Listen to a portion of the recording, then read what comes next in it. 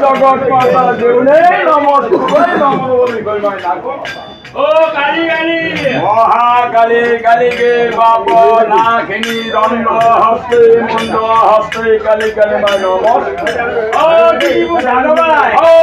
কি দিব মাধৱ আপোনাৰ হাওয়া পূজাৰ বস্তু গৃহস্থে য'তে হাতে ত'তে পায়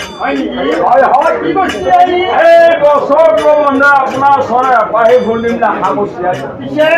আগন্তুক এষাৰ খুব ভগৱানৰ দিয়া তাৰ আগতে আপোনাৰ চৰৰ দণ্ডবৰ হৈছে ইয়াতে দেওঁতে ধমতে বহুত ঘূৰা চুকা হ'ব পাৰে ঘৰখন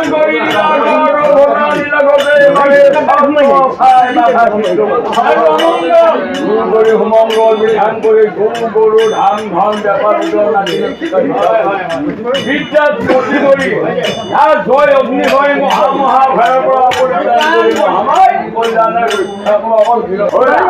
সময় নাপাইনি এইগুলা বহুত পাওয়াটো বাজি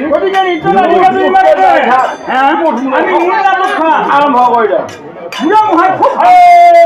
মনতে চিন্তা কৰিলা কমলবোৰ খান মই ছজনা কৰি থৈ আহিলোঁ হয়নে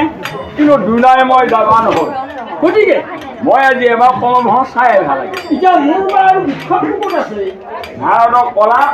ভাৰতৰ ধুনীয়া মতে বিষয়টো সাজন কাচন কৰি দিলা মহাদেৱ উঠি লৈছি লৈ যা কমলখন প্ৰৱেশ চাই আছে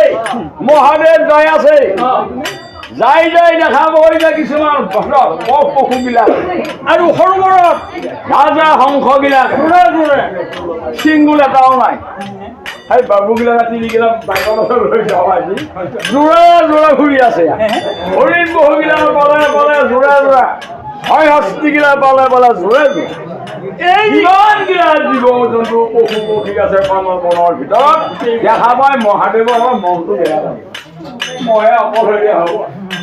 আমাৰতো ঘূৰি আছে মই ঘূৰি আধা বতৰা পঠাই নিদি লগত লৈ আহিলে পশু পক্ষীবিলাকৰ দৰে আমিও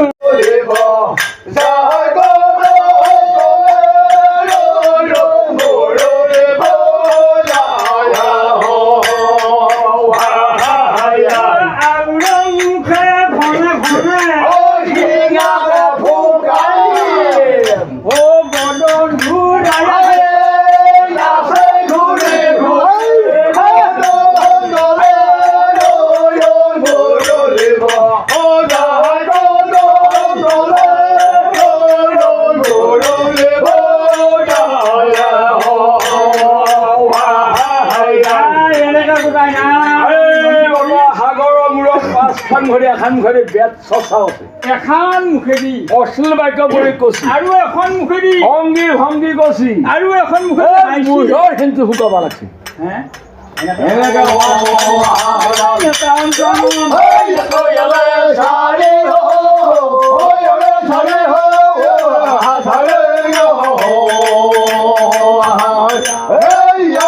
ভাবছিলো